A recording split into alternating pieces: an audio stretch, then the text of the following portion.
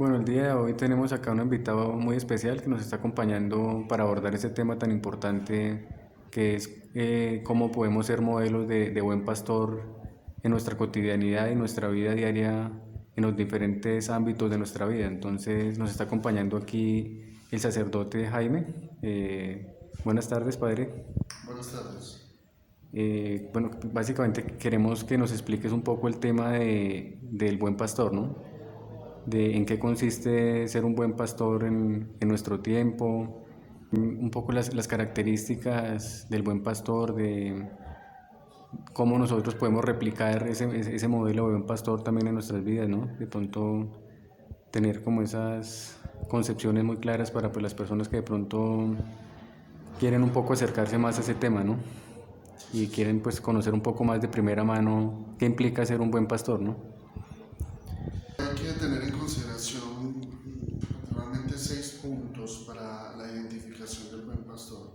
Sobre todo, la identidad del buen pastor es la identidad propia de Cristo, ¿no? El buen pastor no actúa por estrategia, no es un asalariado, actúa por identidad, ¿no? Su autoridad nace de quien es y de la unión con el Padre, ¿no? Como se presenta el propio Jesucristo, ¿no?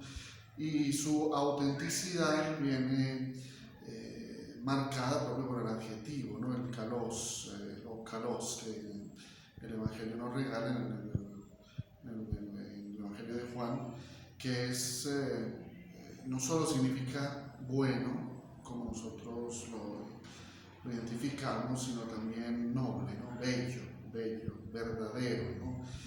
Entonces, esto nos ayuda a abrir un poquito más la mente hacia no una característica moral como la bondad, sino propio una coherencia, ¿no? La belleza y la coherencia entre la vocación y la vida. Y esto pues lleva al buen pastor al conocimiento personal, ¿no? Es la relación que el pastor tiene con su rebaño, es una relación de conocimiento, o sea, una relación de compromiso, no de control. ¿Okay? Entonces esto va a implicar en el buen pastor pues cercanía, memoria de nombre y sobre todo cuidado concreto para llevar, digamos, a la característica del buen pastor, del bello, del pastor bello, que es propio de la entrega libre, ¿no?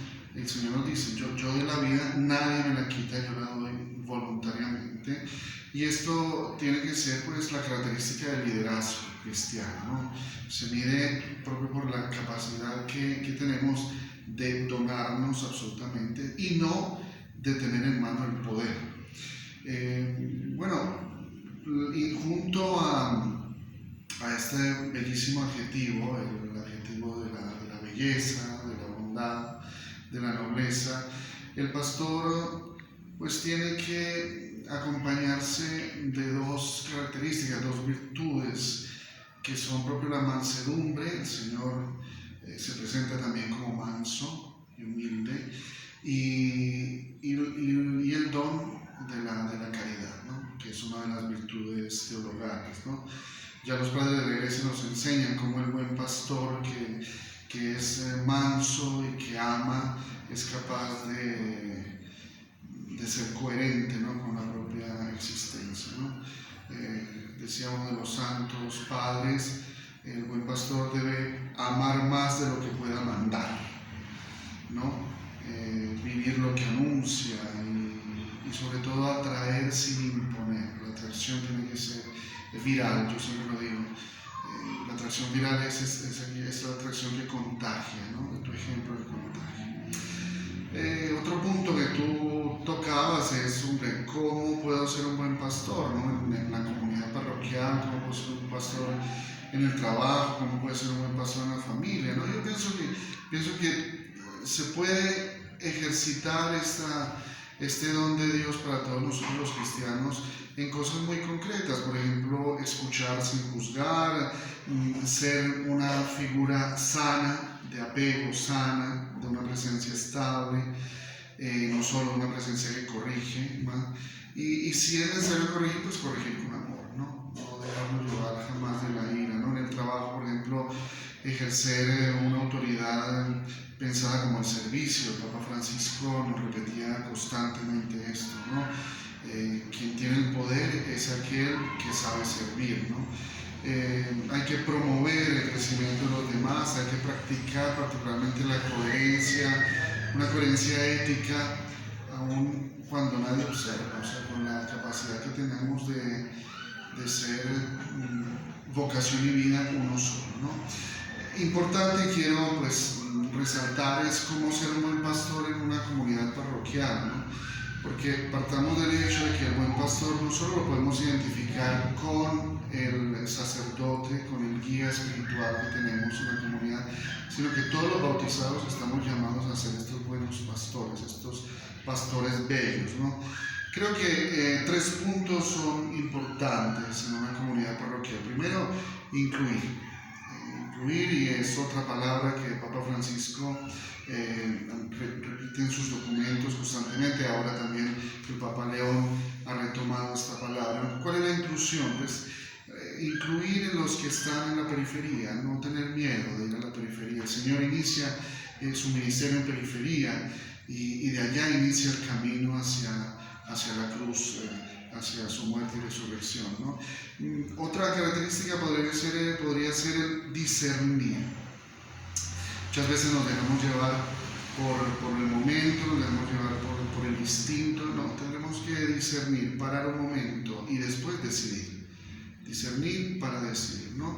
Y otra cosa importante es cuidar a los más frágiles, a los que son menos influyentes, los que muchas veces dentro de una comunidad cuentan menos. Ellos son los preferidos de Dios y tienen que ser los preferidos también de todos aquellos que nos sentimos y que se sienten estos buenos pastores, ¿no? ¿Qué cosa podemos generar de esto para terminar esta breve explicación? Pues 3 cosas importantes. Cuando se es buen pastor, se genera, yo llamo las 3 M's. Se genera menos competencia, o sea, porque tú no vas a hacer un servicio simplemente para que los otros reconozcan quién eres o para tener un busto de bronce en un salón parroquial, no, absolutamente no. La segunda es más cooperación, tenemos que aprender a cooperar. La cooperación es la característica de la testimonianza, del testimonio del reino de Dios. O sea, ¿dónde hay reino de Dios? Donde hay comunidad, donde hay cooperación, donde hay hermanos, ¿no? Y la tercera M, pues es un mayor sentido de pertenencia. Creo que para ser buenos pastores tendremos que ejercitar la posibilidad de hacer sentir al otro parte de una grande familia, que es esta familia del Evangelio. Yo creo que con esto pues se manifiesta la totalidad de la belleza de Dios y nos está invitando el Señor pues a hacer eso, seguir sus pasos y ser capaces de dar un poquito más de esperanza a las comunidades que están buscando identidad. Y recordemos que la única identidad que tenemos nosotros es Jesucristo, el Hijo de Dios. Y padre, digamos que una última cosa como para ya ir terminando y concluir este tema es el tema de por qué en la actualidad, digamos, en nuestras sociedades nos vemos tan urgidos justamente de esa presencia del buen pastor, ¿no? Muchas veces buscamos ese líder que cumpla como con esas características que tanto exigen nuestros tiempos, ¿no?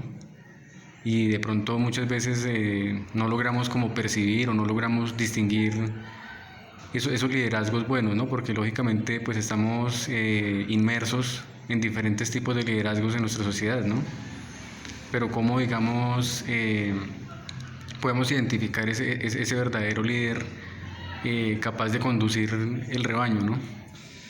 Porque pues hay muchos como falsos líderes también, ¿no, padre? Sí, Perdón. claro, sí, ese es el peligro. Y el peligro todavía no es tanto cuántos se presentan como falsos líderes, sino cuántos buscamos falsos líderes. En el sentido, el buen pastor no tiene que ser un pastor a mi medida.